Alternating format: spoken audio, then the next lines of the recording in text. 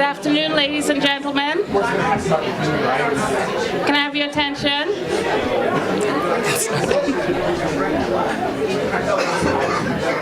Good afternoon, ladies and gentlemen. Can you hear me in the back?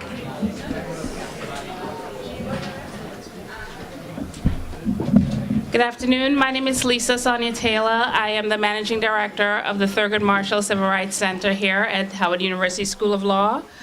We are pleased to host the release of the Inter-American Commission on Human Rights report, African Americans, Police Use of Force, and Human Rights in the United States. We at Howard, and particularly at the Thurgood Marshall Civil Rights Center, are proud to be host of this event.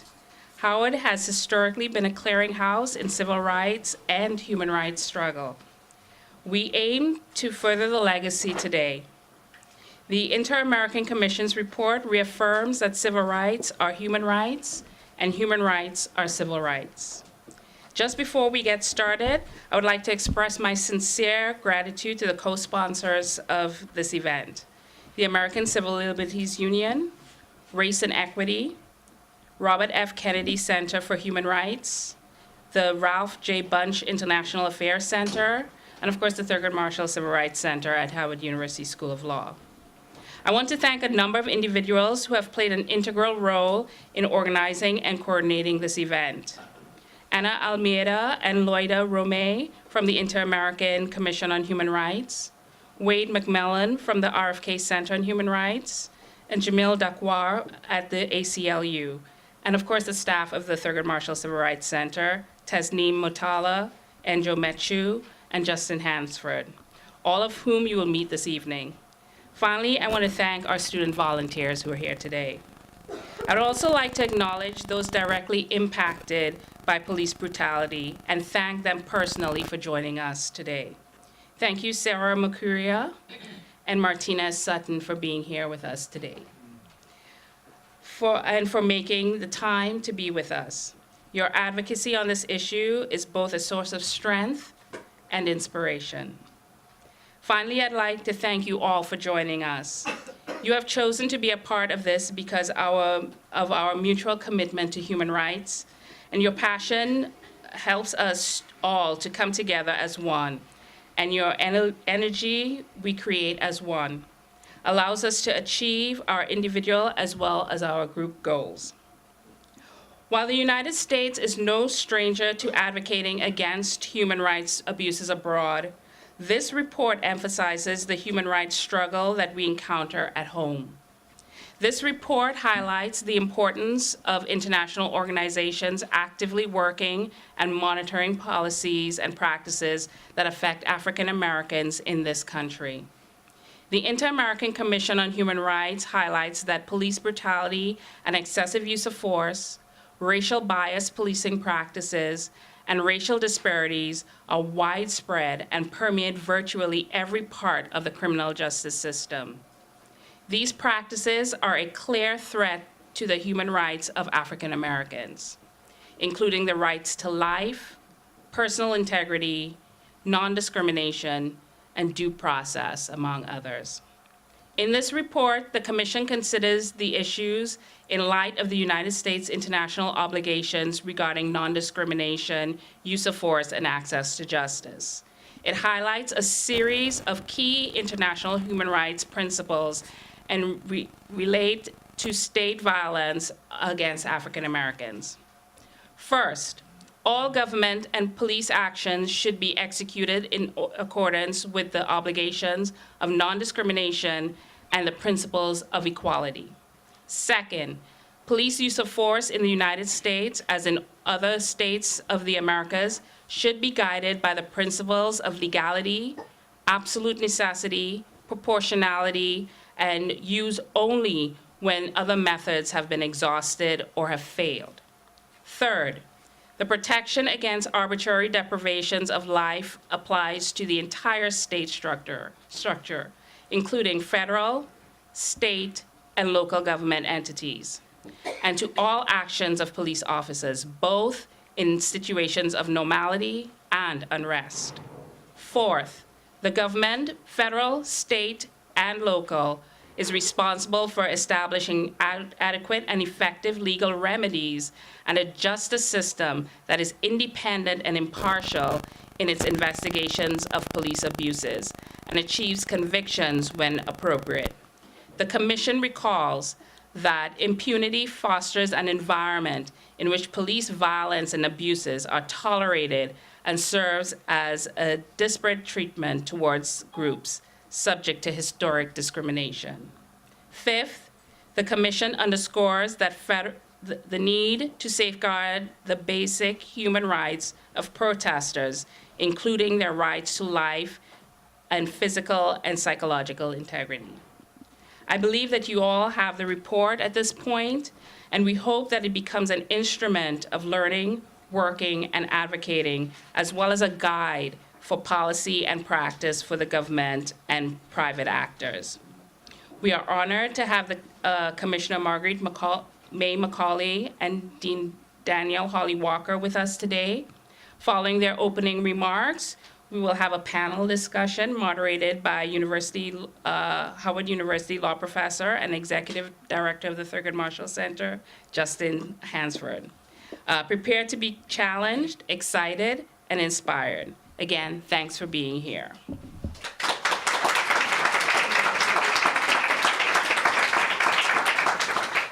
Thank you, Lisa, and thank you all again for joining us for this very important conversation. My name is Enjo Mechu, and I'm a teaching fellow here at the Civil Rights Center.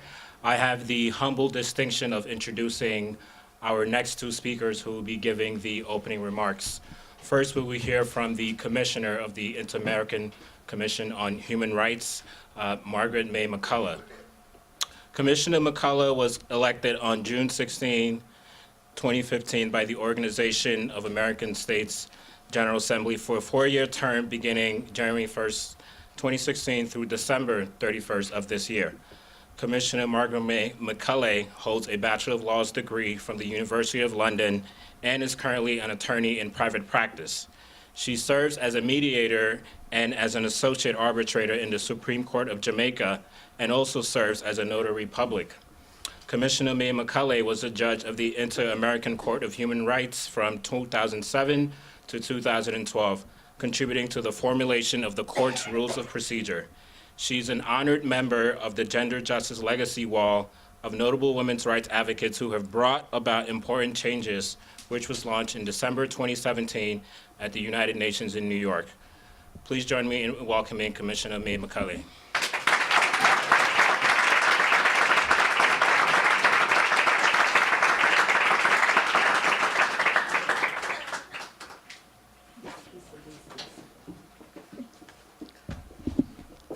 Good evening, everyone. I am here to really convince all of you to read and use this publication, of which we are proud. And we are very relieved that it is launched now. The commissioners worked very hard to get it out.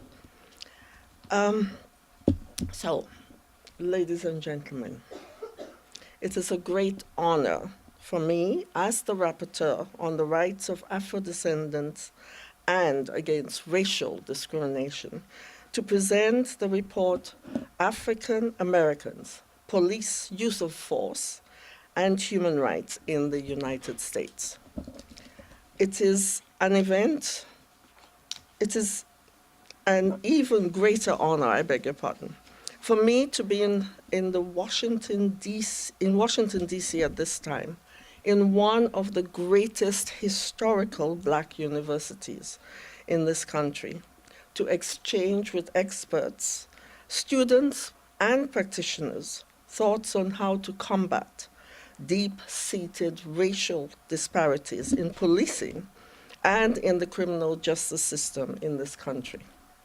Under its mandate to monitor and promote human rights within the member states of the Organization of American States, the Inter-American Commission on Human Rights prepared this report based on information gathered from the state, civil society organizations, and victims of police violence during several public hearings held since 2014.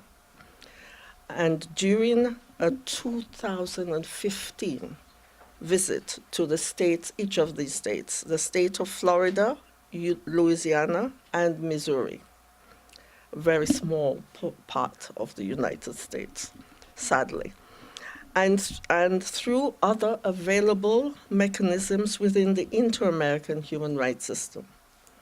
The objectives of this report are twofold.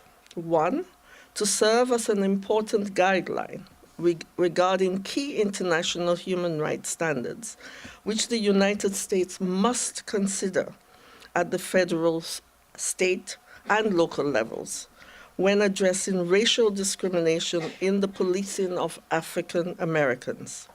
And two, to serve as a key advocacy instrument for the United States itself, civil society, organizations to use when lobbying with federal, state, and local governments to better address racial discrimination evident in the actions of law enforcement agents and authorities, and throughout the criminal justice system.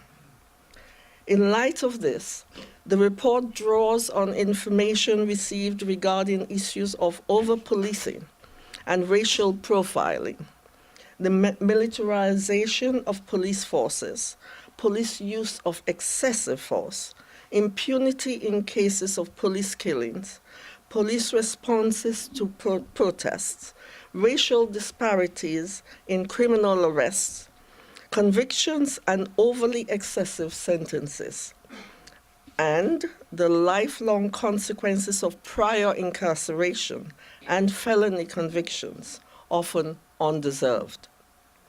These issues are reviewed in the report from a human rights perspective, considering the obligations of states under international human rights law. This report examines the persistent situation of structural discrimination against African Americans in the United States, and in particular, deep-seated racial disparities in policing and sentencing in the criminal justice system. The Inter-American Commission of Human Rights has previously considered this racial bias, discrimination, forms the basis of many problems of police abuse, overrepresentation of African Americans in arrests and in the prison system, and unequal access to justice, as well as the wider issues of racialized poverty and unequal access to economic, social, cultural, and environmental rights in the United States by Afro-Americans. Since the 2012 death of Trayvon Martin, a series of high-profile deaths of African Americans at the hands of police or in police custody or by police wannabes, Michael Brown, Eric Gardner, Tamir Rice, Alton Sterling, Philando Castile, and Terence Croucher, among many others. There have been an increase in public pressure from civil society groups and movements like Black Lives Matter, which have made the issue of racial bias in policing and the criminal justice systems topics of increasing public discussion. At the same time, increase in US mainstream media coverage of police shootings, killings, excessive use of force, and questionable arrests and detentions have also strengthened the defense of human rights of those African Americans. The report, for instance, draws on important databases developed by the New York Times and the Washington Post. We are aware that these figures are not up to date because of the timing of the preparation and launching of the report. And we're sorry we didn't bring the up-to-date numbers here today. In light of excessive information of concern received in recent years regarding this issue, the Commission undertook to write this report examining the situation. The report also highlights that racial disparity that permeates the criminal justice system is widespread and represent a clear threat to human rights of African Americans, including the right to life, personal integrity, non-discrimination, and due process, among others. The report is divided into 4 chapters.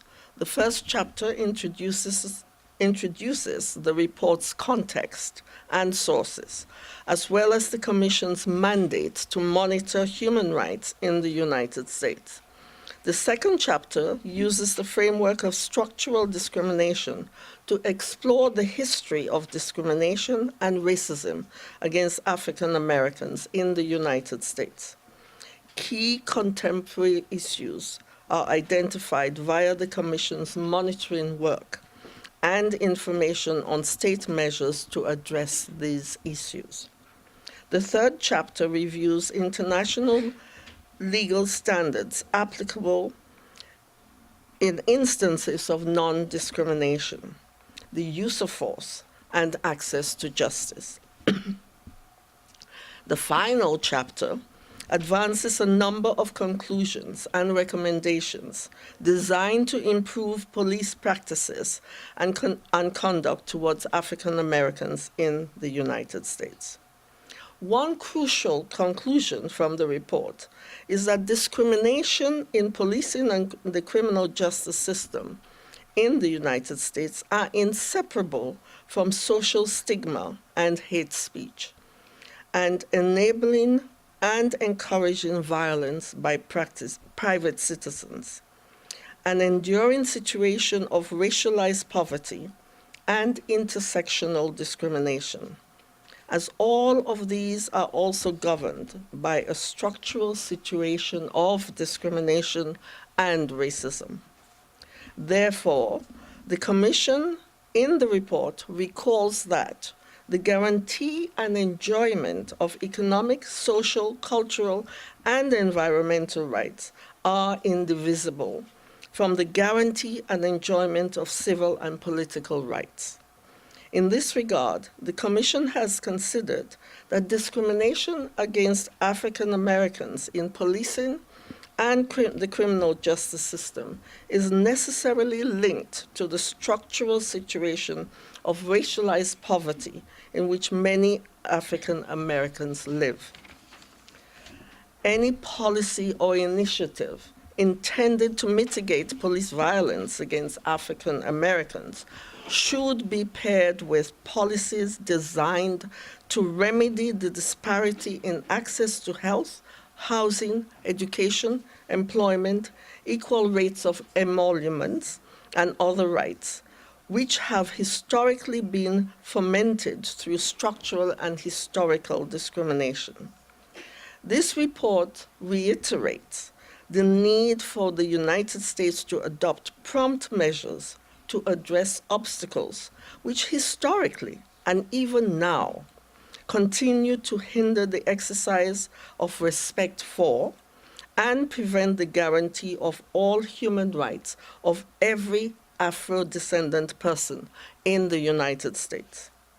This report underscores a series of key international human rights principles which apply to each situation, and reviews international legal standards applicable in the areas of non-discrimination and equality, the use of force, access to justice, and to due diligence in preventing police violence against African Americans with a transformative approach. I would like to acknowledge the efforts of the United States to address discriminatory police practices, excessive use of force, and impunity, among other challenges. I encourage the United States to continue those efforts. I would like to acknowledge the engagement of the United States with the Commission on this issue and its willingly arranging the visits to the states referred to earlier. and for providing further information to the Commission and its openness and show of support.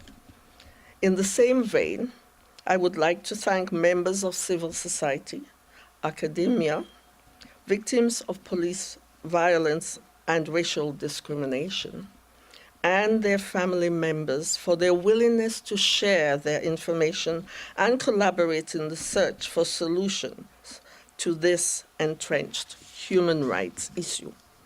I also thank members of the Secretariat who are present here today despite their very long hours of work and for very little pay. I also thank Howard University for housing this event, and I personally thank Dean Danielle Hawley-Walker for her support and the efforts in organizing this event at such a meaningful venue. Just a little bit I've seen, it's fantastic and makes me so proud. Finally, I would like to reiterate that the Commission is open to dialogue with the United States and its willingness to provide technical assistance to support the process of compliance with the recommendations in this report in any and all states of the Union, in order to move forward with the protection of human rights of all the peoples of the United States by ensuring real, equal treatment for all African American persons, and by all police officers at all forces, and which includes, I should mention, sheriff's departments, and in every criminal justice system within its borders. Thank you.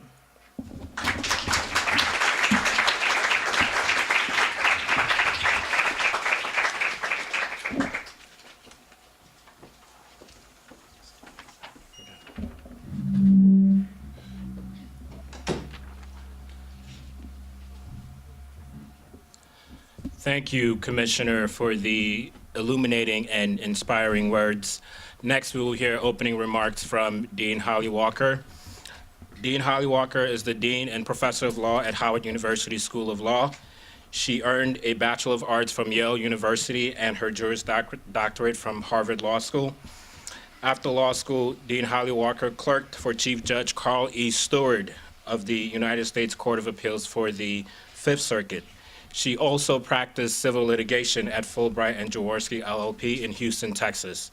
Prior to joining the Howard University Law School faculty, she was the Associate Dean for Academic Affairs and Distinguished Professor of Law at the University of Southern Carolina. Dean Hawley-Walker.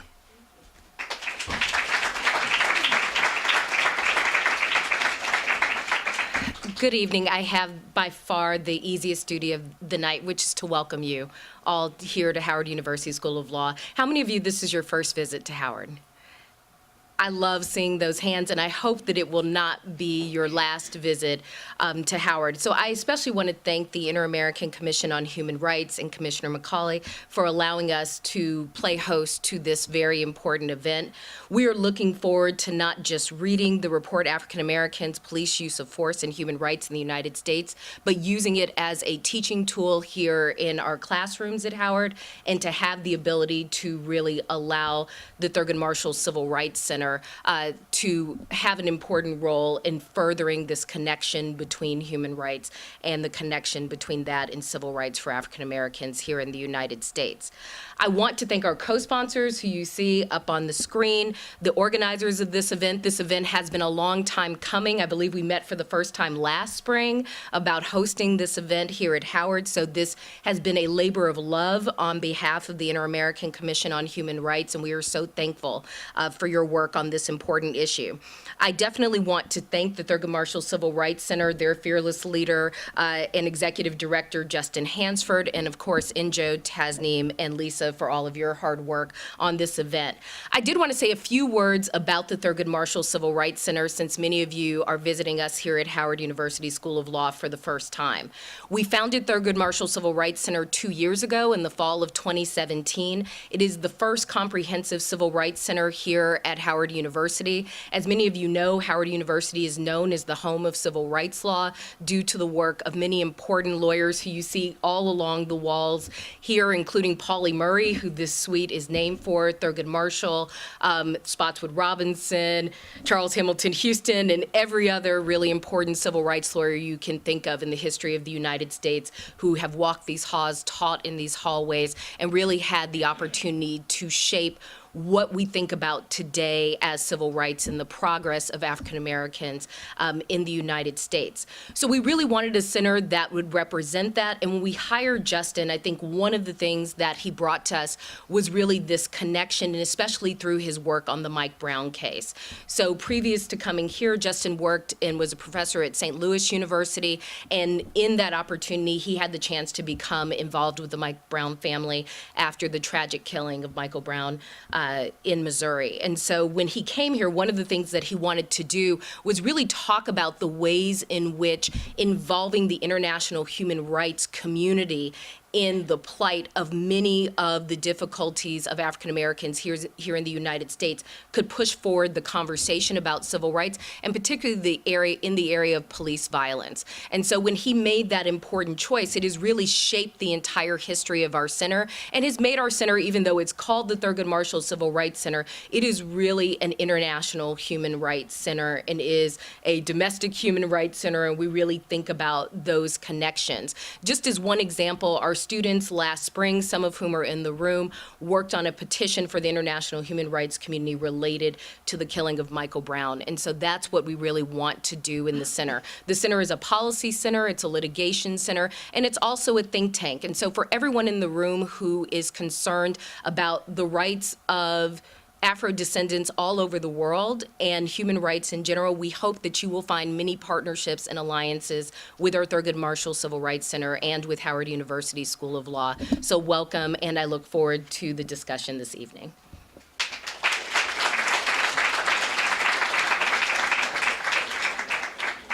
Thank you, Dean Holly Walker, for those remarks. My name is Tasneem Atala. I'm also one of the fellows here at the center, and I have the pleasure of introducing the panel that really bridges together these themes that we've been discussing, both civil rights, human rights. We have representatives from academia, we have activists, we have family members who've been directly impacted by these issues, all coming together to discuss the import of this report.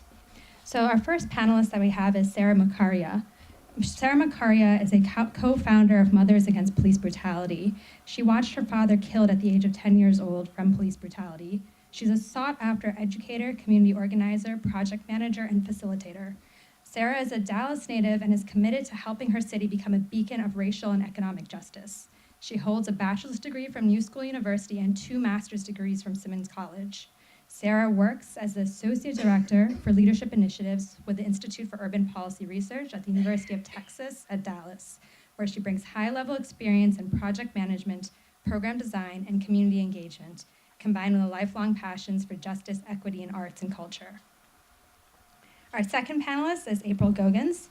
April is an organizer, disruptor, abolitionist, single mother, and also a proud Southeast DC resident of more than 12 years. April became a core organizer of Black Lives Matter DC in September of 2015. Her organizing work focuses on community power building, affordable housing and tenants' rights, labor, large-scale direct action, organizing, intra-community violence, policing, and police brutality. She recently launched #KeepDC4Me, a branch of Black Lives Matter DC, committed to finding non-police solutions to intra-community violence and ending police brutality, terror, and murder through principled action, community defense, mutual aid, and building alternatives. April has been organizing for more than 20 years, and more than half of those years have been here in Southeast DC. Jamil Dakwar, two more. Jamil Dakwar is the director of the American Civil Liberties Union Human Rights Program, which is dedicated to holding the U.S. government accountable to its international human rights obligations and commitments. He leads a team of lawyers and advocates who use a human rights framework to complement existing ACLU legal and legislative advocacy, primarily in the areas of counterterrorism, racial justice, immigrants' rights, women's rights, and criminal and juvenile justice. HRP conducts human rights research, documentation, and public education, as well as engages in litigation and advocacy before U.S. courts and international human rights bodies. And finally, Christina Roth is a Senior Program Officer for Criminal Justice Programs at Amnesty International, USA. She oversees the organization's work to abolish the death penalty and stops unlawful killings by police.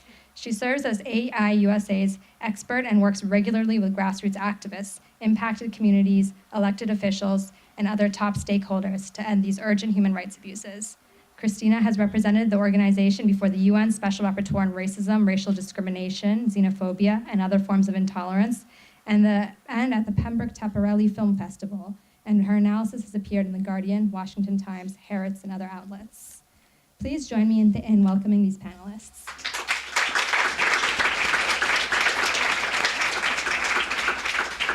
And we also have the immense pleasure of having Professor Hansford moderate the panel. Thank you.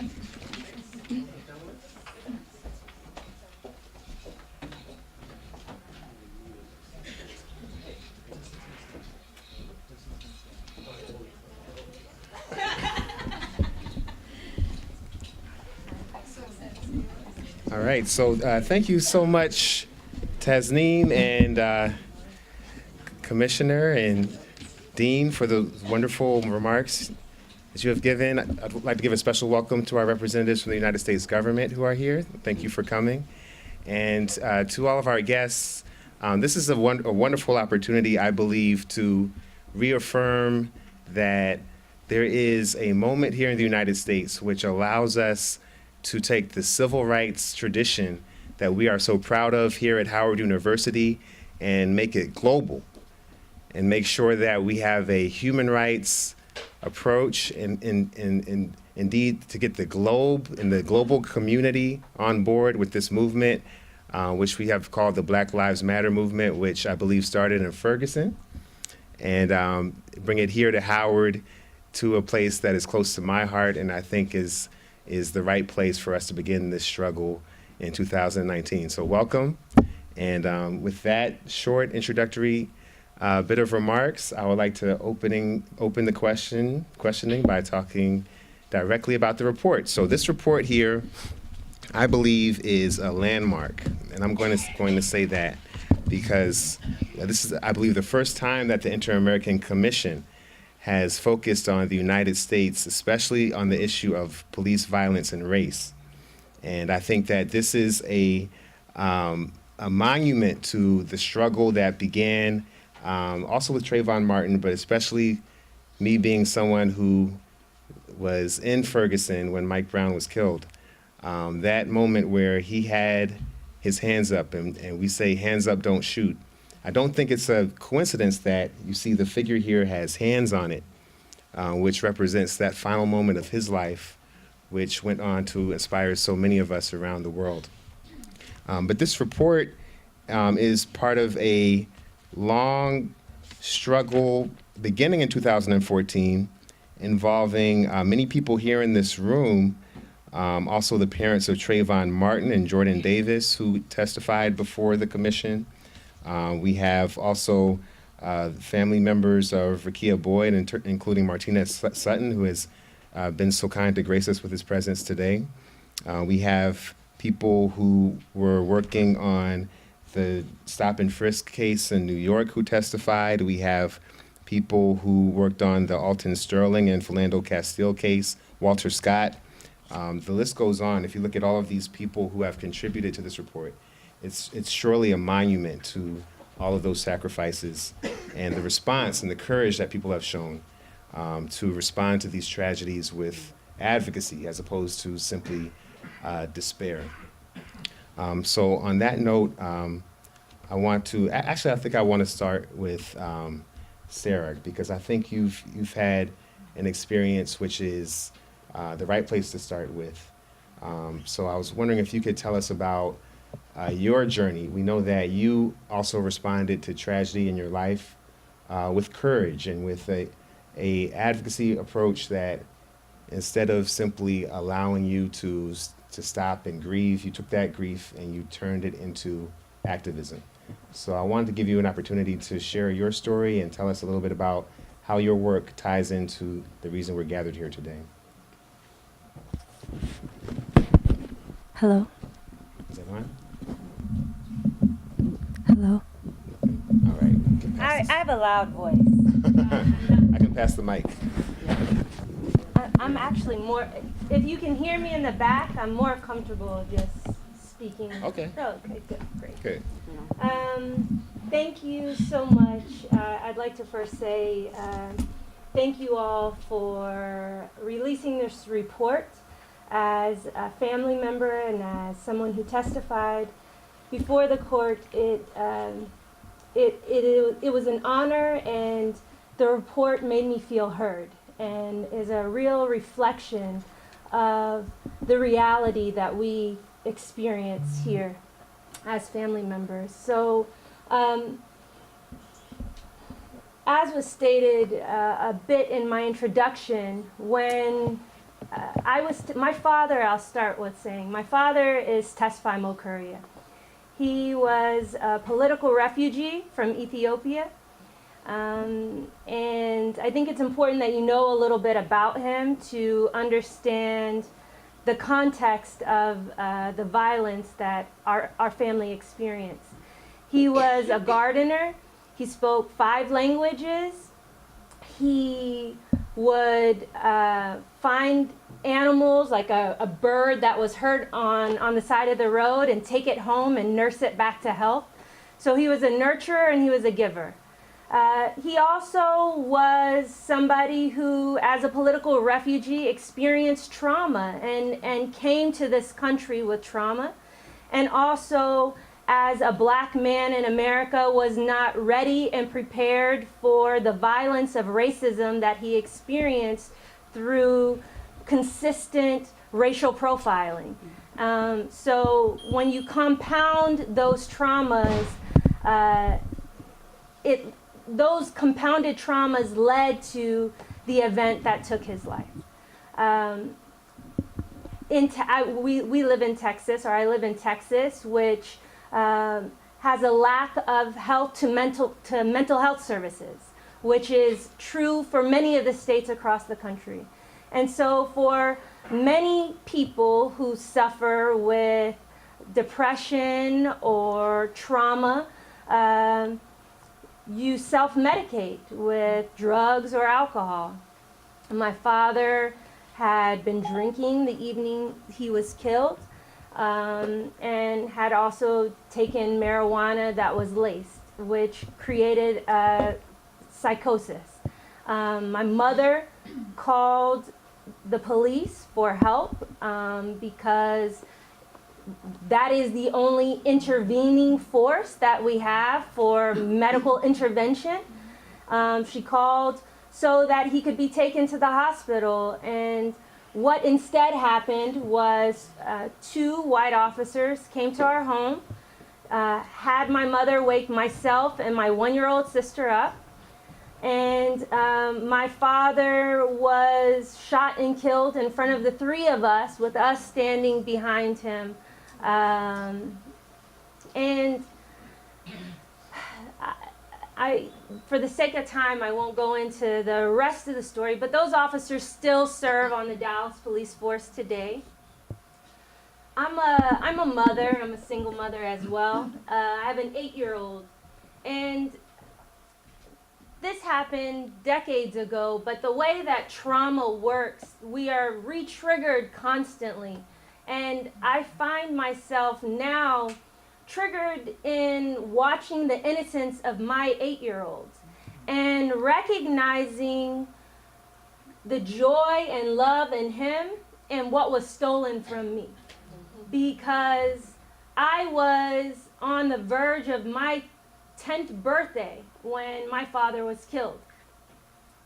And I often wonder, because I cannot remember that childhood. I only remember me post-witnessing my father riddled with bullets, blood bubbling from his mouth, an officer grabbing me and telling me to put on clothes, being put in a police car for the first time in my life, being isolated away from my mother and not allowed to speak to her because we are now both witnesses that we cannot contaminate our stories before speaking to a detective. So I look at him and I think of myself, and I think of the countless other children and families who are continuing to experience this trauma. Just last week, I, with the world, mourned with the airplane that crashed in Ethiopia. And I thought of the two airplanes that crashed, both being 737 MAX 7s, and nearly 1,000 people died. And immediately there was a worldwide response that all of those airplanes were grounded. You all recall. 1,000 people are killed every year in the United States by police. 1,000 people. This is an epidemic. It is a national crisis. And as tragic as my story is, as tragic as Martinez's story is, 3 people today are joining our club. 3 people will join tomorrow.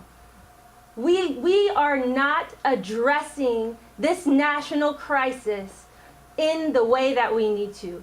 And that's why I joined Colette Flanagan, who also spoke before the court, in founding Mothers Against Police Brutality. And the mission of our organization is to change policies and procedures in district attorneys' offices and police departments across the country. We believe that family members, the directly impacted, should have a voice at the policy table, because we are the ones who know. We are the ones that are closest to the issue. We know what it is like to literally clean the blood from our foyer, because there is no funding, there is no team that does that. You are the one, as a family member, while grieving, while also fighting the court system, who also is left to clean the blood and stains of your family member, right? So we understand how those policies should be changed, and that's why we started Mothers Against Police Brutality. And I'll stop there just to Thank you so much.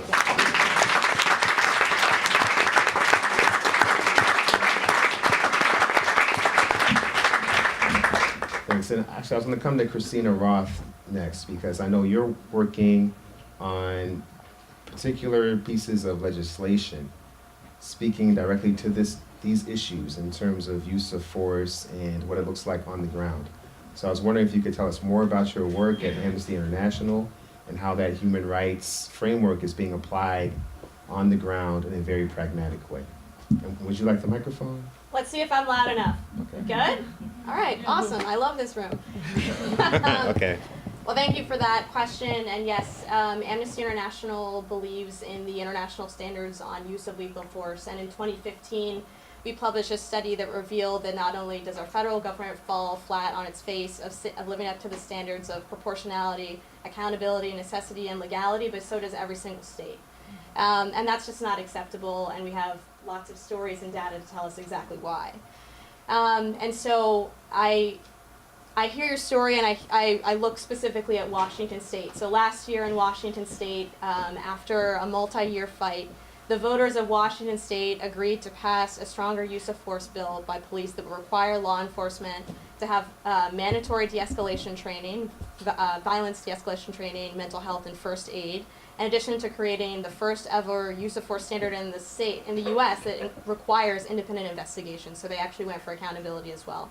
And I think that effort was incredibly critical, because there were families at that table, and I know that they had to sit opposite of police officers, some of which may have been involved or known the officers that had taken their loved ones prematurely from them, but their voices were very much a part of the campaign. And last November, almost 60% of Washington State voters voted in favor of this reform, which is now law. And so I'm hopeful, because I know that it has happened, and I know it can continue to happen, and a lot of that inspiration comes from the spirit of these families that have suffered at this violence. I'll also say that right now in California, I'm sure folks know that we're just a day out from the 1-year anniversary of the killing of Stephen Clark. We've seen now that the state has decided they will not charge the officers who are accountable for the killing, despite the fact that we have the body camera footage. And again, at this moment, transparency is important, but it's nothing without accountability. We've seen the videos again and again and again, and too many people are numb to them, and it's just not enough. So in California, they're taking some extreme measures as well, also led heavily by the work of a lot of families there, and organizations like the ACLU and Amnesty are engaged with the conversation with legislatures. The legislator that introduced this is Dr. Weber, and the bill would look to restrict lethal force to only when necessary. It's close to the international standard. It would require officers to de-escalate when available. And it also would provide greater accountability, because I think that that's really critical for any community to have real trust in law enforcement. Show of hands if you've ever felt targeted by police in the room. I'm kind of surprised there's not more, but I'm short, so maybe I can't see everyone. The point is, I think, that I'm trying to make is we know that one interaction with a law enforcement officer that leaves you unsure, and many of us have not suffered in the way that we have lost a loved one, is enough for you to never trust police. Because we have the evidence there. And so the accountability mechanism is incredibly important. As we look at the law, we know that officers, of the 1,000 cases that take place a year, maybe 1% of them are actually prosecuted. And it's awfully hard for communities that are trying to rebuild their lives to believe and trust without any accountability. And so while there are also proposals that look to tighten training measures so that police use force less frequently, more proportionally, and that's good as well, I think unless the law can deliver in other ways, it's just not going to be enough. And so that's what Amnesty strives to do, is get stronger use of force standards everywhere in the country, and with the federal government as well. Wonderful, thank you. So I think you mentioned the law towards the end of your comments, and with that I was going to move to the ACLU's role. Here we are at a law school, and we have Jamil Darkwar, who is someone who has done so much work with the ACLU on this issue, both domestically and internationally. So I was wondering if you could tell us more about what the legal aspect has revealed to you over the course of your review of the report and your work as a ACLU attorney. Thank you so much. First, thank you so much for hosting this event, and for engaging both family members, directly impacted communities, the advocacy community, civil society, and also having the commissioner here. It is a remarkable report. It is one of the, we were fortunate to get an embargoed copy, if we are allowed to say that. Too late now. 1 week. And I was really, I read it, and I felt that it was really a groundbreaking report, because it not only spoke about the unspeakable killings and the lack of transparency and accountability and the stories of the families, but it connected the past and the important context and the history of injustice in this country to this day. And also thinking, and there's the analysis of the whole entire criminal justice system. So we're not talking about an isolated event here and there, as usually is the case. Oh, it's just a few bad apples that we're talking about here. No, we're not talking about that. We're talking about institutional racism. And we are, and this report really places human rights analysis at the center of this work that many groups, many organizations, and including you, Justin, and you deserve a lot of credit for really pushing this forward and bringing a lot of other groups and families to the intersection between international human rights law and domestic civil rights in the cause for justice. Now, one thing that we have to also remember, the commissioner has said that the United States, thanked the United States for cooperation and for inviting the commission. Yeah, that's true. That happened in the first years of when the commission took on this important project, 2014. And I remember not only that the commission was invited to come and met with communities in Florida, Louisiana, Mississippi, and held a number of hearings. One of the hearings was at the request, at the initiation of the US government. And it was a different administration, an administration that was much more committed to looking at issues of police violence. It wasn't everything that we think that the US government at the time could do, but we thought that they were on the right track. And they were engaging, and they were on their, it was unprecedented to have a government and to have the highest level of the Justice Department and other agencies come to the table before the commission and engage with the commission. This was an important way of addressing real problems. That's how democracies deal with problems in their own backyard. You don't run away from them. You expose them, you handle them, you invite people to come to seek common solutions. Unfortunately, that has not continued. And it's important to mention that because we are at a point where this work is done while there is government in the federal government that has stopped its enforcement of civil rights laws in the way it should do that.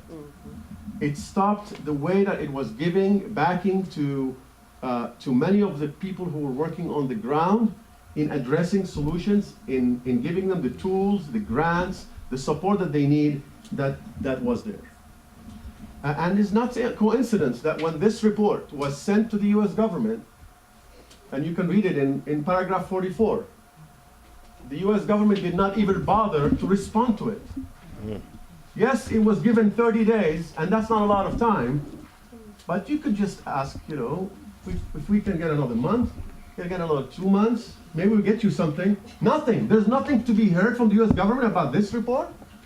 That's shameful. But we're not going we think that we can do better.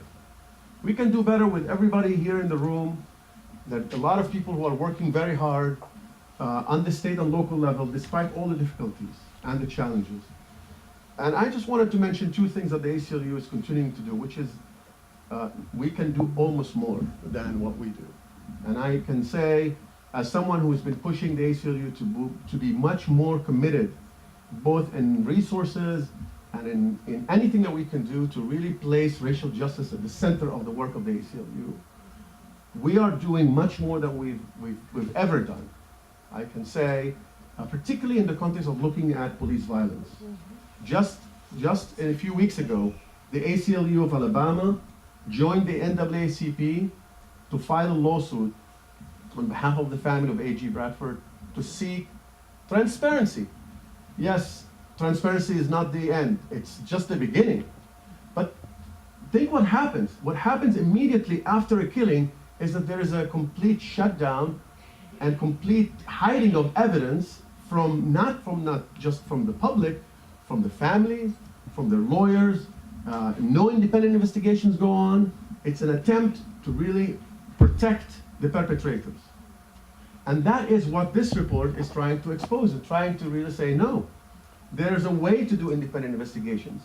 You can't really be subject to constant pressure from police unions that come, the minute there's a killing, the police is having all the legal assistance that they need, and they should have lawyers.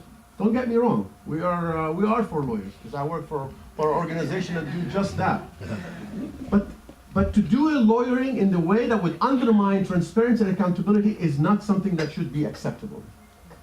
And to put the pressure on the families that they have to carry this pressure of seeking transparency is unacceptable. So I think one of the things that's important to do is really deal with transparency. The second thing is to look at what is happening in those institutions. What's happening in the training, what's happening in the way that police immediately resort to use of force in any other place in the country. And we've shown the commission. I remember when we had the video of the killing of Milton Hill. Milton Hill was a black homeless man from Michigan who had mental health issues. And he was struggling. Clearly he was struggling, but he was a good man. He was a good man. He had a lot love from his family. He had been trying to get his life back, but he couldn't. And he had an interaction with the police instead of getting the help that he needs, which is in any democratic society that has the resources, would not call the cops as the first thing. We would call professionals that know how to de-escalate the situation, extend a hand, and know how to deal with the situation. What we saw is that the police came armed up with all their arms, and as if they were dealing with some foreign invader coming with arms to attack the city. And he was shot and killed in an execution style. If you see the video, and I was tempted just to walk down there and to put you the video that we prepared for the commission, where the mother of Milton Hill talked to the commission about her story of what happened to him. There was no accountability in this case. The family reached out to the Department of Justice, and the Department of Justice said that we could not pursue justice in this case because there was not possible to be able to have the evidence to prove beyond reasonable doubt that Milton Hall's right to life was taken unconstitutionally by this police officer in a manner that would satisfy the requirements of the law that we have. So clearly there was something wrong with the way, the norms, the standards. What are the standards for proof? The proof is so high, so the burden of proof is so high that the Justice Department, the whole Justice Department can do it. And you see it again and again in every case.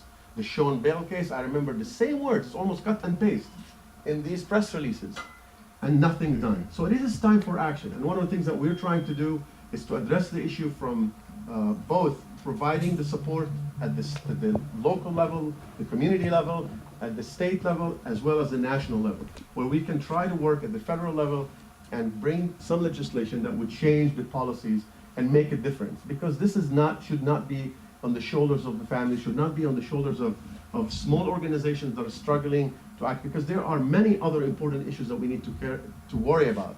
But to have the lack of accountability, it only essentially creates a culture of impunity. And that is why, as Sarah said, we will have 3 more people who will be joining the circle, this vicious circle of bereaved families who their sons and daughters will bring. The last thing I want to say is that this report presents us also with intersectional analysis that's so important. The police attacks transgender women. It attacks people with homelessness, who live with experience of homelessness. It attacks poor people. But obviously, this report is on African American and Black people. But within the Black community, you have a lot of people, particularly people with mental health issues, has been disproportionately represented. And this is one of the other areas that the ACLU Disability Rights Project is working on with many other partners in trying to look at ways to do that. We tried with the previous administration to get a DOJ guidance that addressed some aspects of this, but it didn't go far enough.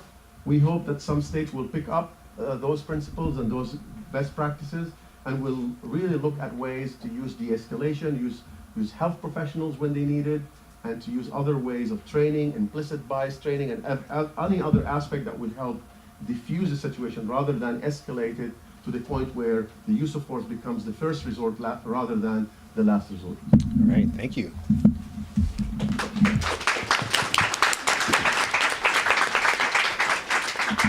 And last but not least, April Goggins, a fellow native Washingtonian. No, but I wish. almost. But I feel like a Catholic. yeah, you're honorary. It's a native Washingtonian. I'll take you as honorary. Longtime organizer with Black Lives Matter, DC. Now with an organization called Keep DC for Me. I wish you would be able to. I hope you're able to tell us about your own experiences, as well as your own case, if you're able to speak on it, and how locally here in Washington DC, we've seen some of these same issues play out that have both national and international implications. Oh, can you make it? Over the back. Yeah. Okay. That's how organizers work together. So I'm really excited to be here. First because I like to be around a lot of lawyers and I don't feel so bad about the stupid LSAT. I took 3 times. But also just because I've really been changed like this last year in how I feel about doing things from like a legal standpoint, from like a policy standpoint, even though I work in policy in my 9 to 5, just really for the federal government, for kids, which all, makes life really depressing. But realizing that there is a place and like how powerful it is once those kind of institutions, those organizations, like become what some people would say is radical, right? So the ACLU in DC, Monica, I actually wish she was here, has, I would say, just like single-handedly meaning like her and her team, really changed the trajectory of what MPD is up against, Metropolitan Police Department in DC.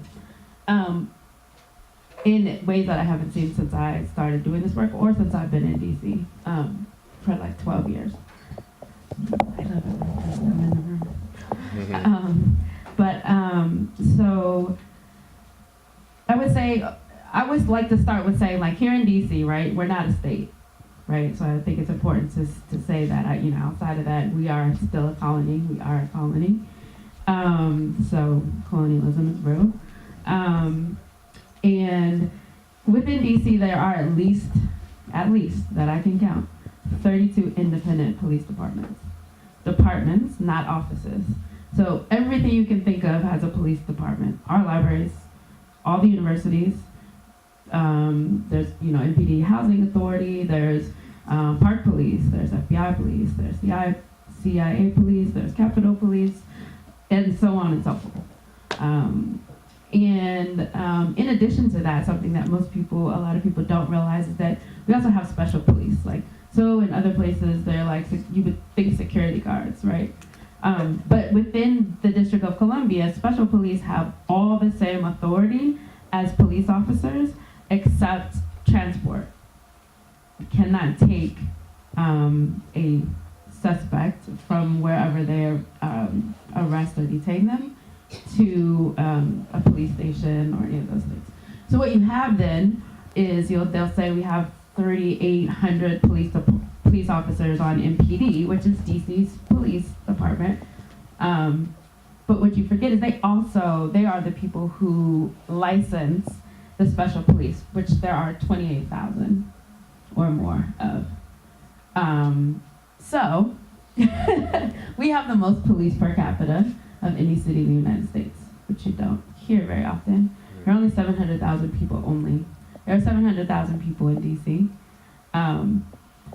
DC, what I will call Chocolate City forever because it is why I moved here, is like 47% Black. However, even with DC MPD's hidden data, 90% of folks stopping first tier obviously are Black. And we make up 90-something% of those who are incarcerated, of course. But a lot of these things we know to actually be much higher. And the reason I say that, and this will kind of go a little bit into my case, is that MPD has absolutely no, FOIA is a joke. I just want to say that. FOIA is absolutely a joke. They are not, they have gotten away with not having to first do any of the actual looking. They are not required to, all of the things that you would think of, like, okay, yeah, we did the search, here's how we did the search sometimes.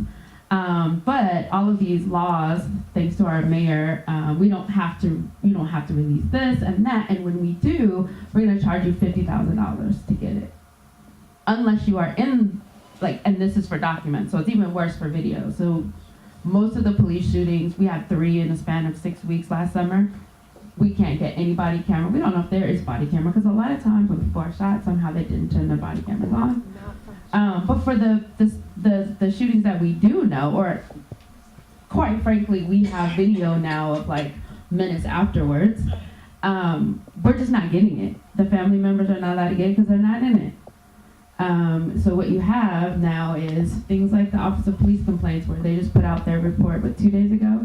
And the complaints in DC are like setting records every single year. They are tripling. And these are just the complaints, right? Because nobody was doing complaints before. Now they weren't recording them as they should have, despite a DOA in the early 90s. So along comes Black Lives Matter movement to DC, and this is not, so police brutality and BLM is not by any means the first major movement of dealing with police brutality in DC. So let me make that very clear. Folks have been doing it and have pioneered some of the successes that folks enjoy all over the country, both with the police and with community violence models. So one of the things that we witnessed after some of the national killings got a lot of media attention was that because there are so many police there, obviously, we started seeing them more, and we started seeing them do more. MPD is super petty. So while people are like, oh, they're not really, that violent when it comes to like their surveillance and stuff. So violence tends to take on a very different face here. And I say that because I know, and for a very long time, I thought it was just me that everywhere I went there were police officers, or that outside of my window there was always a police car, or I couldn't go to 7-Eleven without police being there. And I was like, we have a lot of police, maybe they're just everywhere. Until people started being with me when they started seeing the police. And so we've had like fake calls over to our house where we had Black Joy Sunday, which was just like Black families, Black kids, all of us, Beyonce dances, Michael Jackson, whatever we were doing then. I just want to say that a few years ago. The police came up and just started yelling at folks who were coming back from 7-Eleven, saying, like they had a call up the street or whatever. This is their thing, because they don't have to log their calls or stops or any of those things. And ended up literally acting like kids on live, just being super, super petty. That was night one. And before that, we had just shut down the mayor, her crime bill. Like, we literally shut down her entire press conference, right? To us, that everybody was shutting down everything then, so like, whatever. But it was all over the news. The story became about us shutting her down instead of her crime bill. And so that night, those 2 officers who were there just were like jerks, whatever.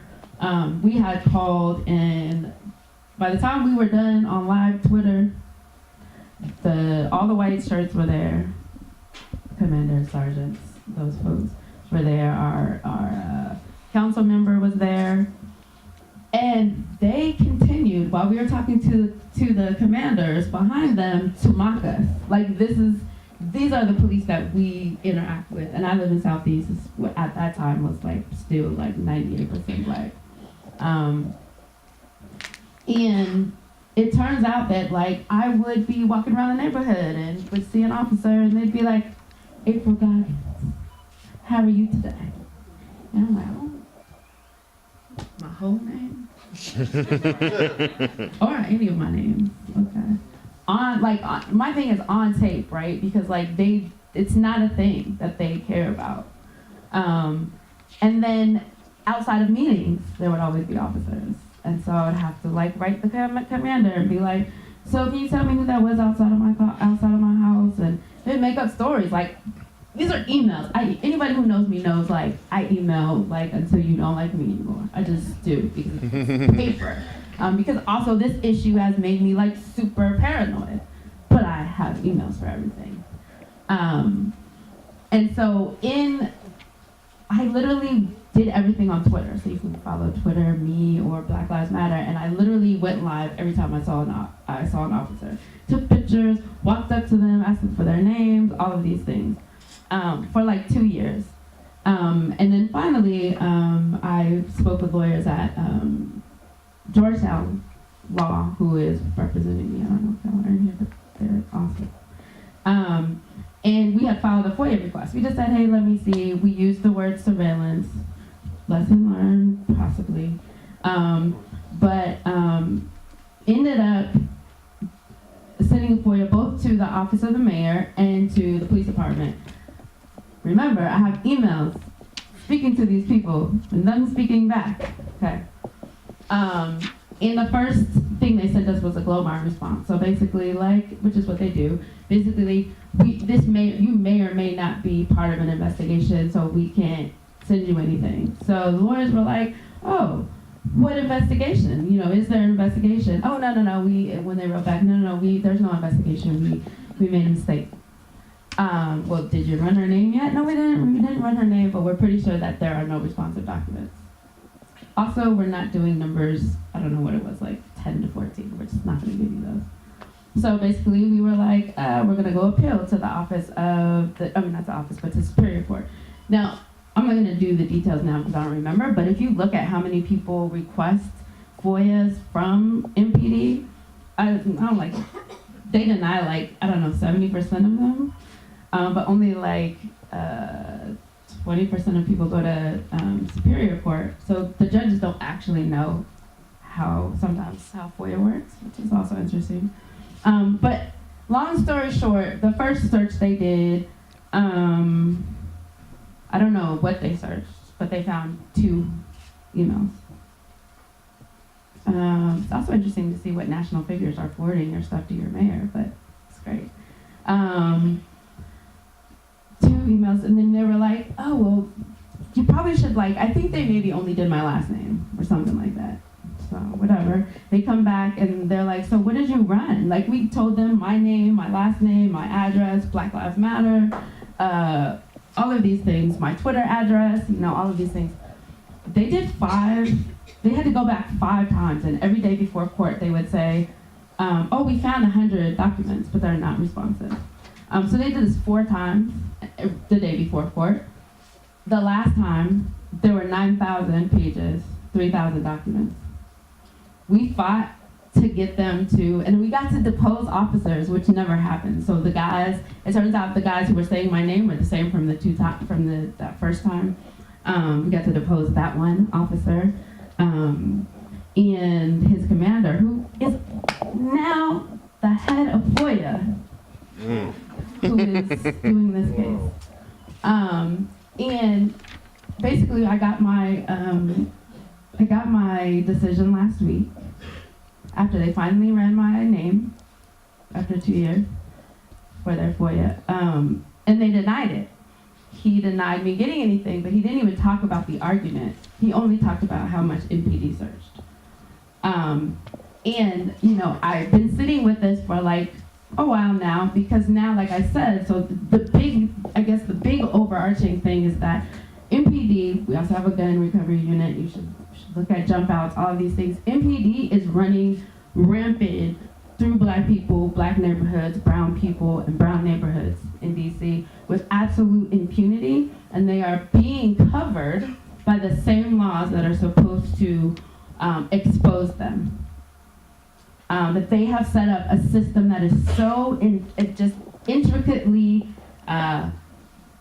pseudo-legal that it's legal, and everybody backs them up. So the fear has changed now from I know they're watching to who's watching them watch me. And if something happened to me, who, call Justin because maybe he could find out, I don't know. But so where does the information go for the people who are also doing this work? So yeah, basically they have 9,000 documents. If you want to call me, you should maybe get them. All right, thank you.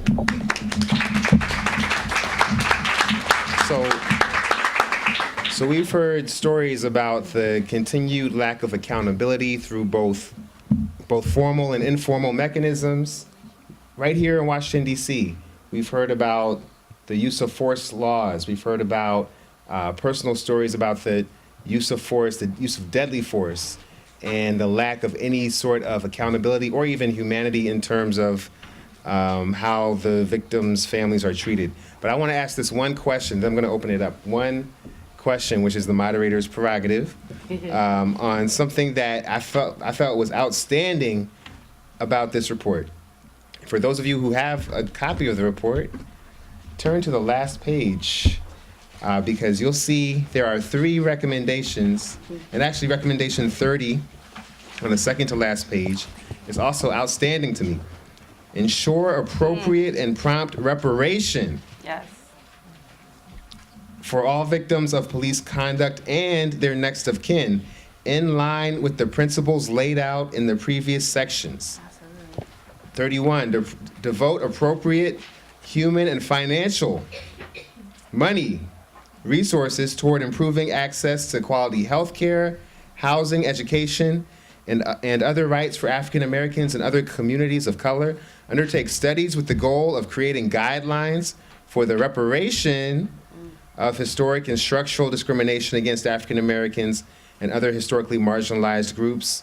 And once again, provide appropriate reparation to those affected by the racially disparate impact of federal, state, and local laws and policies. So there are some people who have been just shocked to hear presidential candidates over the last couple of weeks begin to engage in this discourse of reparations. We have Nkechi Taifa here as a longtime reparations expert who can speak to this for those who want to know the details later. But I wanted to ask people here on the panel, what would it look like for the government to provide reparations for police violence?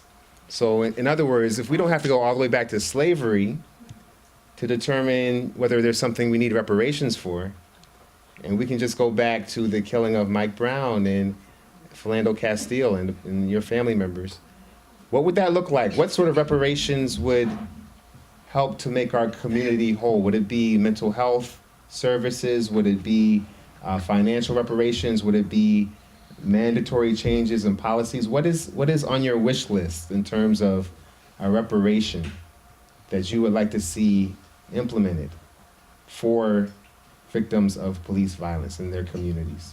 Whoever would like to go first. My students know I ask the hard questions. No, this is a great question.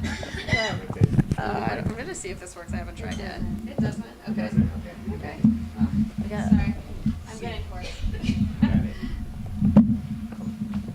Make sure. Okay. Are you good? I don't want to hurt you. Okay. So I think on a very practical level, as the U.S. actually already does provide appropriations for people who have been victimized. There's a specific fund called the Victims of Crime Fund. It actually exists. And the way that we define victim does not explicitly name the group of individuals that would be the family members left behind by this. And that is something that we could in fact change by having access to those things that would provide services at a local level. The financial reparations wouldn't be probably very significant, but it seems like I think it's also about having the conversation where recognizing that right now, as a federal government, we do not publish data on the number of people that are killed by police. We know how many people had colds last year, but we don't know how many people are officially killed by police. The Department of Justice has the ability to do that. It is law, and they refuse to enforce it. And because of that, we also don't think about, well, how can we allocate dollars to help these people? So that's something that I would advocate for as we consider the actual tools that are available to us in the budget. But as far as other things, I want to turn to people that have more experience and what I want to hear what you need. I'll use it since we have it. I have a lot to say, so I'll just say about crime victims' compensation. As I stated earlier, I witnessed my father being killed. I was directly impacted as a witness on the scene. My mother fought for 2 years for my eligibility as a crime victim survivor. And what that entails is access to counseling services.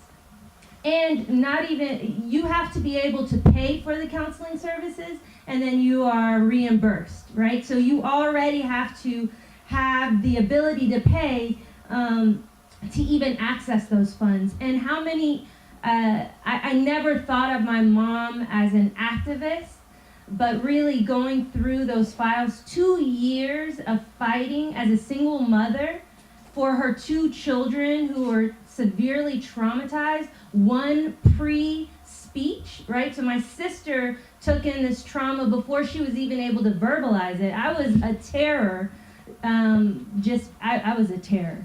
But to have another child who wasn't even able to verbalize that pain and to have to fight to even have access to crime victim services. So I think that's a bare minimum. We have so many, as I said, most people in this room can probably name 5 victims, right? Mike Brown, Eric Garner, but you don't know Jason Harrison's name. You don't know Tesfaye Mokuria. You don't know Clinton Allen's name. You don't know the people in your own city who are, and that's part of the issue. And a lot of those people are buried in unmarked graves, cannot even afford tombstones for their family members. You are broken to such an extent that you're not able to get out of bed in the morning, so you're no longer able to go to work, so you're not able to provide financially for your family. You may lose your house. You then suffer with mental and physical ailments. We don't talk about the victims of police brutality who die of heart attacks, who die of strokes, who die of brain aneurysms, right? We know of Erica Garner. Most of you have heard of a 27-year-old dying of a heart attack. These are directly impacted people who are dealing with physical and emotional issues that are causing health issues. So healthcare is another form of reparations. Education, right? There are so many, and then just financially having money. So Martinez is here. His sister, Rukia Boyd, who was killed, and the anniversary is coming up this weekend. 7 years. So many of the families, like Martinez, start foundations in their families' names. Being able to have the resources to direct those dollars in your community the way that you want. And so that's another piece. I think we can look at the Chicago model in terms of the reparations for torture victims. And so there are models. I don't think we have to make up new ones. There are models that have been executed across the world.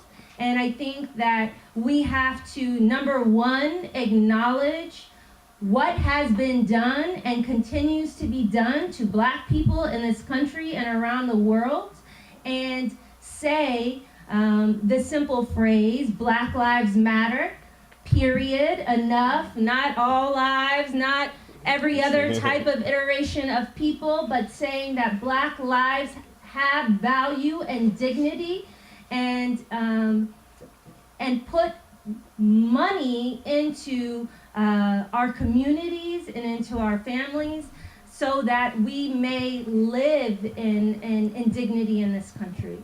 So that's a lot of different things, but that's helpful.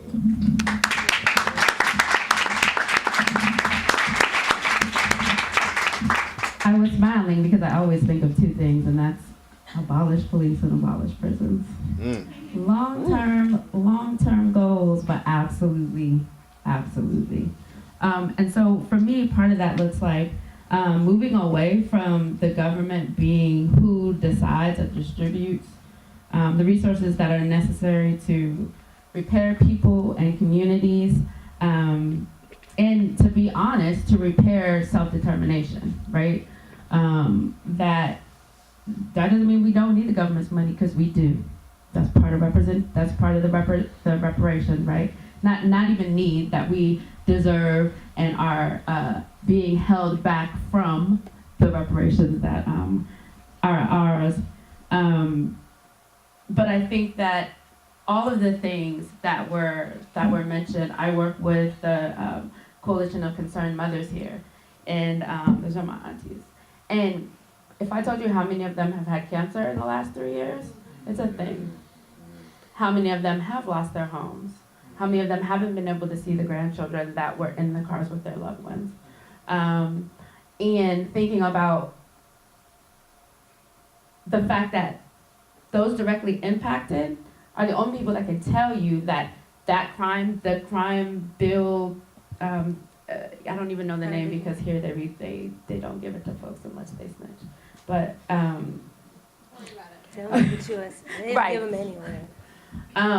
So First Step Act, is that what you're talking about? you said what? The First Step Act? No, before then, just the I am a victim, can you help me crime fund. Oh, okay. The crime, yeah. Yeah, any of the crime funds. Yeah. But really looking at like reparations as, let's not shy away from, it is money, because money buys things. Money is also what is used against these families, used against these communities, right? Like, even to get justice, you have to have money. And then I also talk about my aunt, Rhonda, Corinne Gaines' mom, who even once you do get awarded this money, these same people can snatch it back. So what we're talking about is also building the communities that can hold space and hold that love and self-determination for the families, right? Because there's so much that families have to do to secure the repair afterwards. And so looking at these as more than just more of the government services that are already failing us, how do we get the resources to be able to determine, create, envision, and implement the kind of repair that we need that stretches generations back and generations forward? Thank you.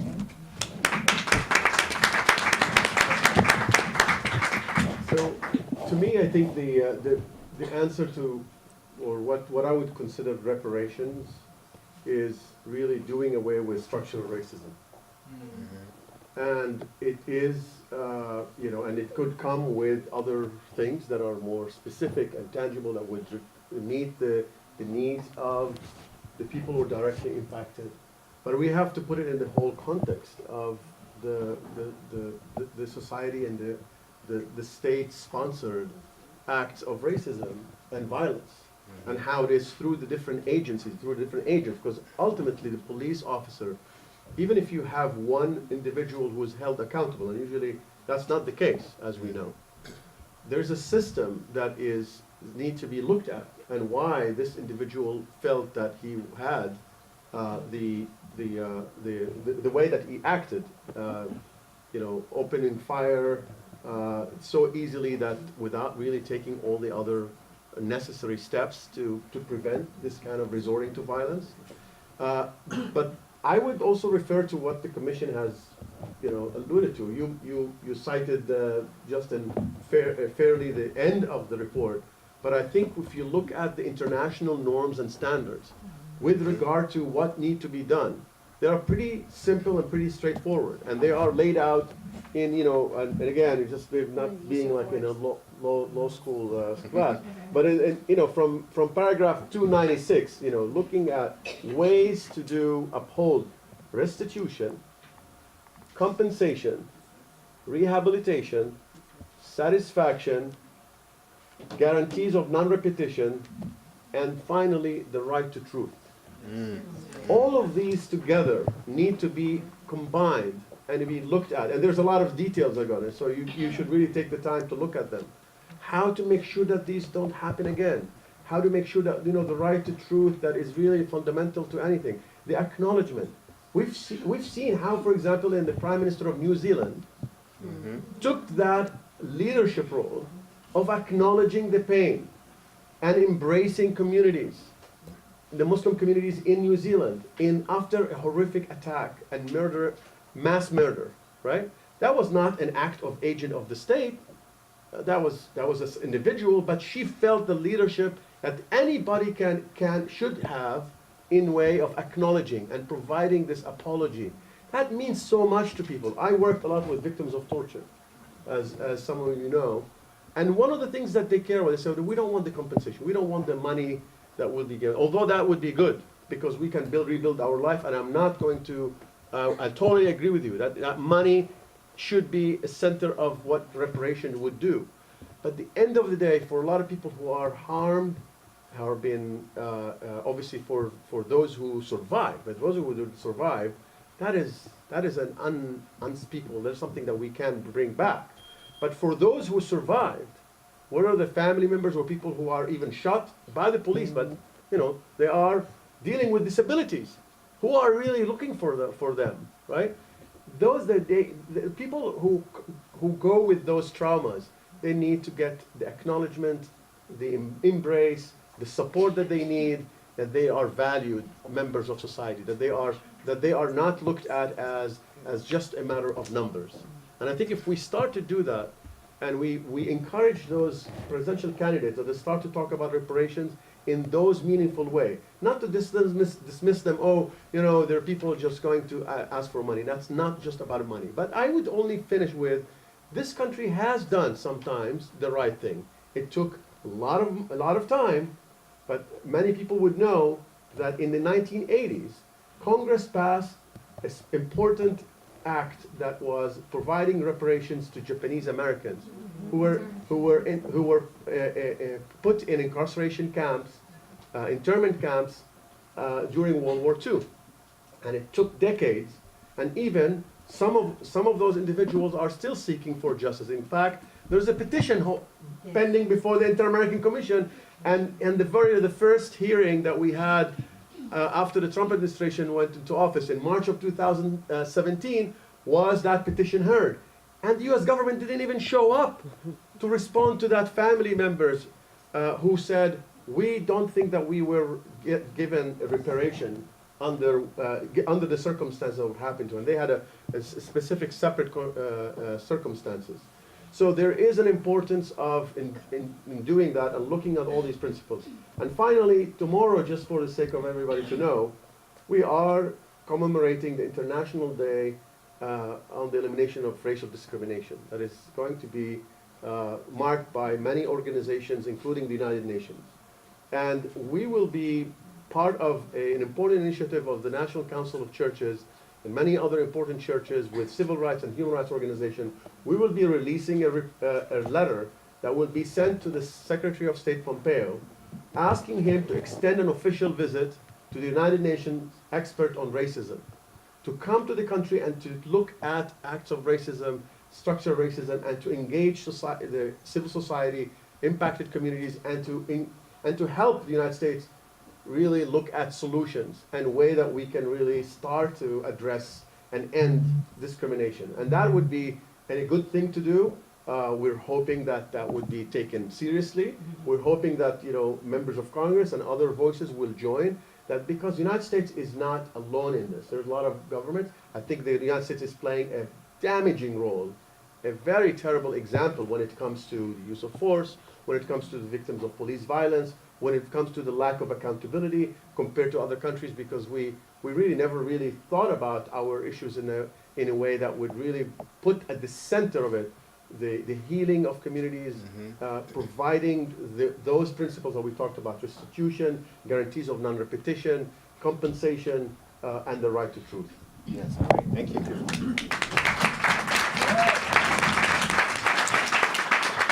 So I want to open it up for any questions or comments from anyone in the audience. Yes, right here, Omar. Hi, thank you all for coming. My question was maybe a little twofold, but I'm interested to know, and Ms. Collins touched on it a little bit, kind of how you guys see state violence and police violence fitting into this national narrative on gun violence as a whole. That's also, largely, kind of overshadowing what happens in a lot of communities of color, specifically state violence and police violence. And a part of that, obviously, is kind of like the second part of my question is funding, correct? So, funding keeps a lot of the work that's happening in BLM and many other organizations from being able to do the work that they're doing. So what you see, how you see efforts happening in other cities that are trying to start like offices of neighborhood safety in Richmond, California, and how that's working, and if there's any success in that.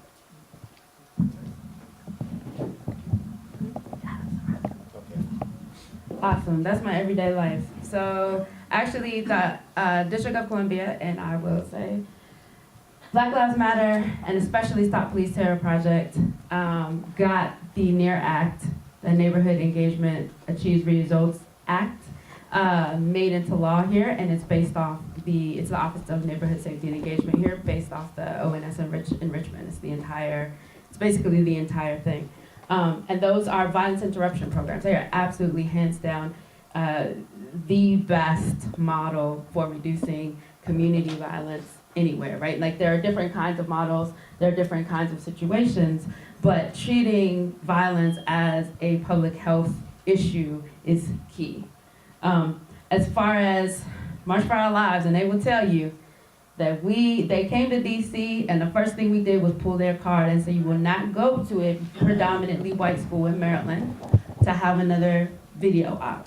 We made them come to Thurgood Marshall High School down the street from my house in Anacostia. We made them pay for every black student who wanted to go downtown that day. We said, you will pay for the metro because it's too expensive and they can't use their free stuff on the weekend. You'll pay for back down there and back. You'll pay for lunch for them because that's a whole day that they're not getting lunch.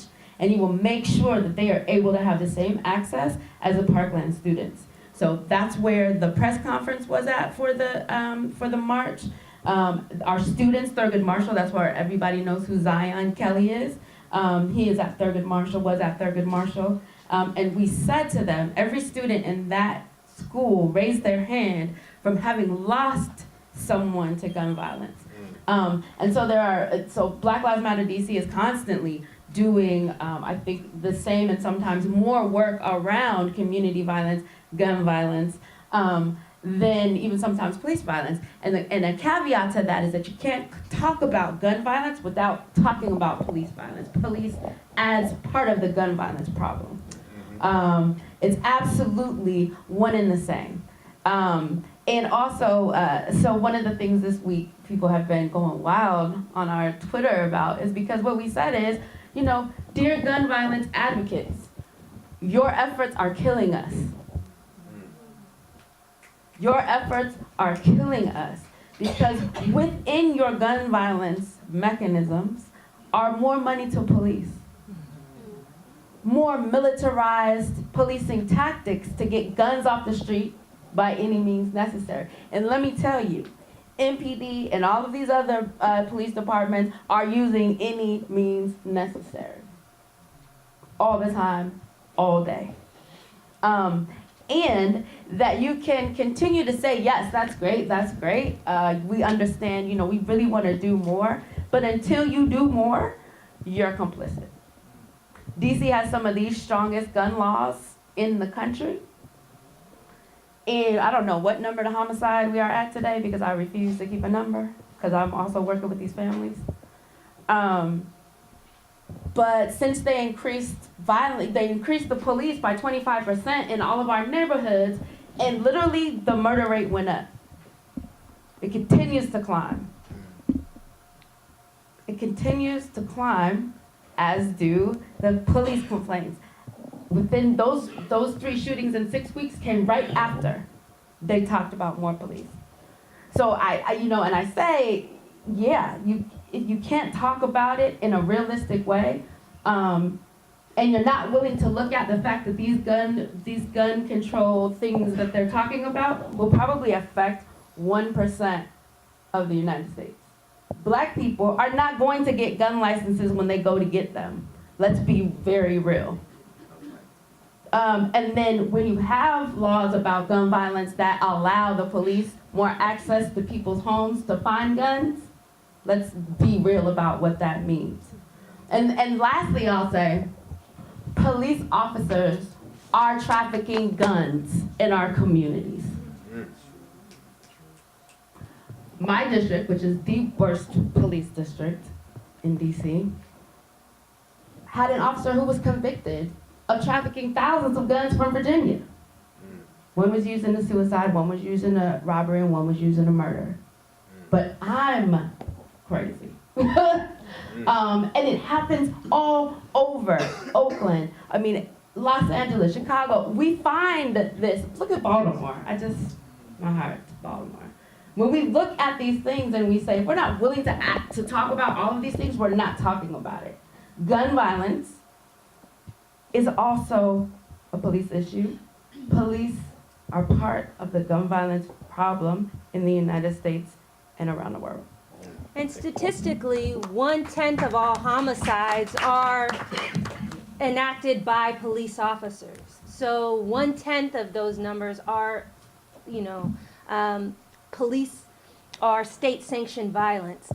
And I think that even beyond gun violence, in terms of the way that we talk about criminal justice, everybody shies away from police and policing. Yep. That is the issue people are not willing to talk about. It's always something else.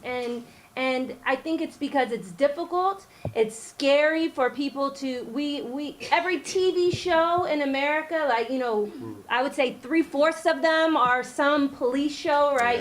Whether it's cops or SUV or I don't even know all of them, right? Like every single show, we are conditioned through media and through every aspect around policing. And so I think that what it requires is a radical reimagination of public safety that does not have policing as its centerpiece.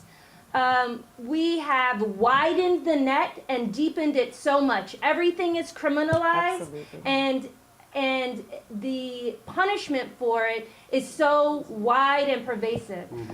In Dallas, we were just fighting a youth curfew. Just existing as somebody who's 18 years old out in public is criminalized.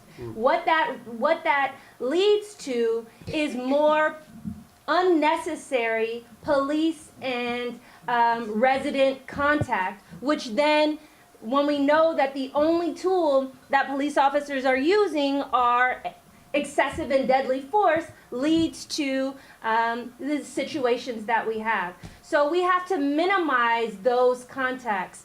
I think the report lays out a lot of really important pieces around over-policing and policing for profit. We cannot continue to fund our municipal governments through policing. We cannot just focus on how we can. We have to figure out another way. We have to divest from the policing culture in our communities and figure out other ways to sustain our communities. So I think that that's a really important question. And in terms of how the work is funded, it's not. Right. April talked about her 9 to 5. I have my 9 to 5, my 5 to 10, my 10 to 5. And then being a mom, right? And I think it's an unnecessary burden that we as organizers and activists are having to carry. I love Amnesty International and ACLU, but pass the funds around, it's not right, right? It's not right. It is not right that there are national organizations with $1 million budgets who come into cities with no context of that city and ask me for a brain dump, a coffee, a lunch, can you give me an analysis of the Texas legislature? You have the money. You give me the analysis. Help me out. You know, I can't write your report, tell you who to visit, take you to their house, invite you over, do everything for you. You know, that model has to change, right? And so we have to pass that money around and support your local organization. You can donate to Mothers Against Police Brutality. Yes. I'm sure you can donate to Black Lives Matter DC. If you're not a sustaining member of that, but you are for PBS or KERA, you know, maybe half that fund, you know, I'm not trying to take other people's money away, but I'm just saying, you know, how can you support the work that we're doing? You know, I think that we have to, those $5, $10 donations, but then also I think we have to radically restructure the way philanthropy is done. And it goes back to, and I'm sorry, I know we all are like talking and talking, but it goes back to anti-blackness again.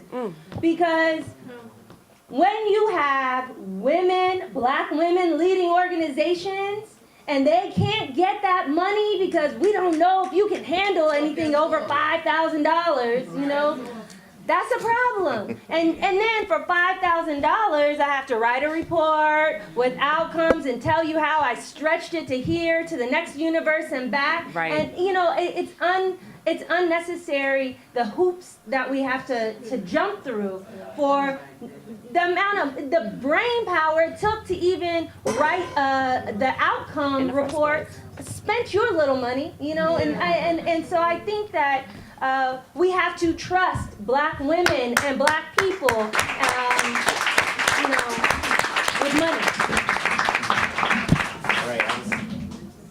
Before we ask another question, I just wanted to take a moment to acknowledge some of our other contributors. We have Wade McMullen from the RFK Center for Human Rights. I want to give you a round of applause for the work that you've done on this issue. We also have Toniha Hope Navas from the Ralph Bunche Institute at Howard University. And we also have the Race and Equality Center that has done so much to help us on this issue as well. So give a round of applause to them. And with that, are there any more questions or comments from anyone? Yes, from the blue suit. My name is Marcos Rezende. I'm from Brazil. And in Brazil, every 23 minutes, black man is murdered by the police or firearms. And here we have the same problem. And around the world, the same thing. So I need to ask you to you, is this a problem of the policial brutality or the capitalism system? Both. Yeah, both. All right. So who wants to take the question? No, oh my God, no. No one can say that in Portuguese. Right. Eu falo português. Oh, yeah, except you. This will be the last response, I think, or anyone want to take this one? Or, You ready? Go ahead. I can answer that one. I mean, Go ahead, Justin. So I think it's both. I think when we think about police in this country, we got to remember that they started with slave patrols, right? You were collecting the stuff that you own for money, and it was also the first economy of this country, right? It built all of these things. That's the same. The majority, like the biggest population of black folks outside the United States is in Brazil. So when you think about these, you have to have money to have policing, and policing in and of itself is so profitable. And you were talking about the same as Ferguson, DC, it literally balances its budget based on tickets, based on fees and fines. So when you think it's absolutely, you can't talk about one without the other. You can't talk about racism without talking about capitalism. You can't talk about police brutality and violence without talking about capitalism. Right, thank you. All right, thank you so much. So I think with that, we're going to have closing remarks from one of our guests of honor. But I would like to thank you all so much. One round of applause.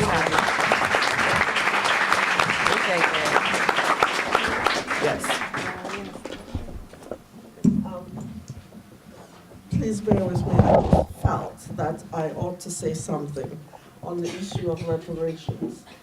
I think it is accepted by the European Court and other regions where there are courts, that the Inter-American Court and Commission have the best reparations in the world.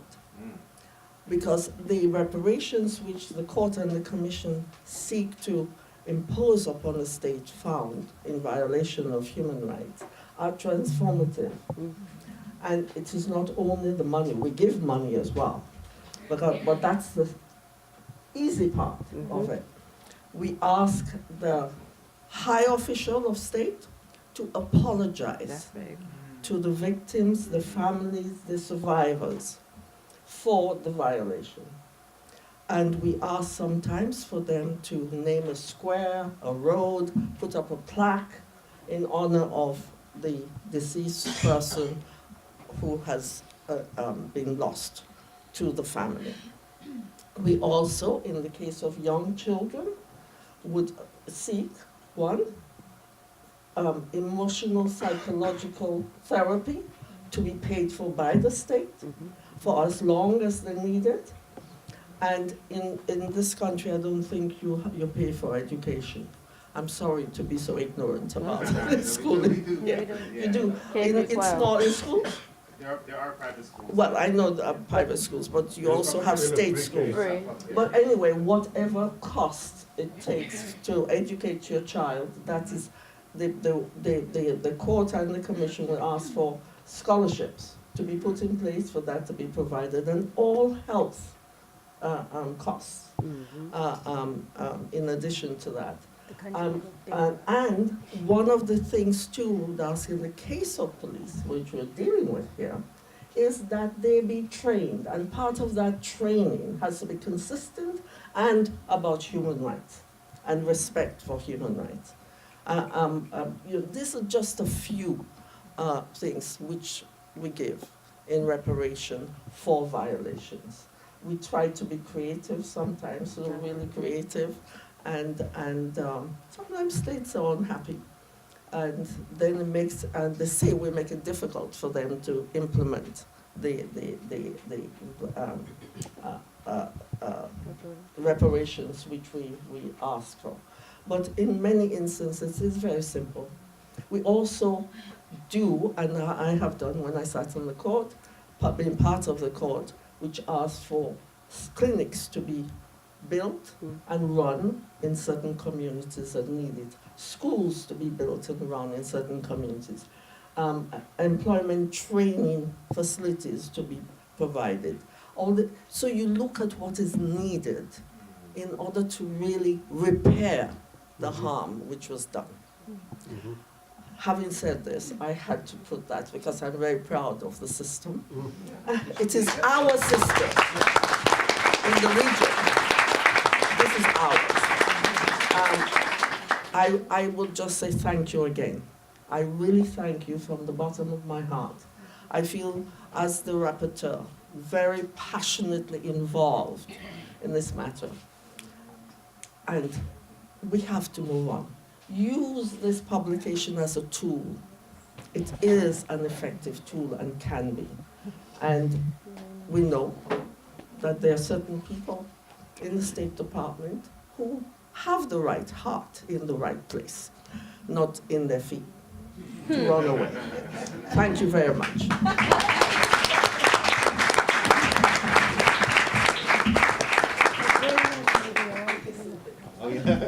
All right, thank you, ladies and gentlemen. So without further ado, we'd like to close this program, but thanks again for attending.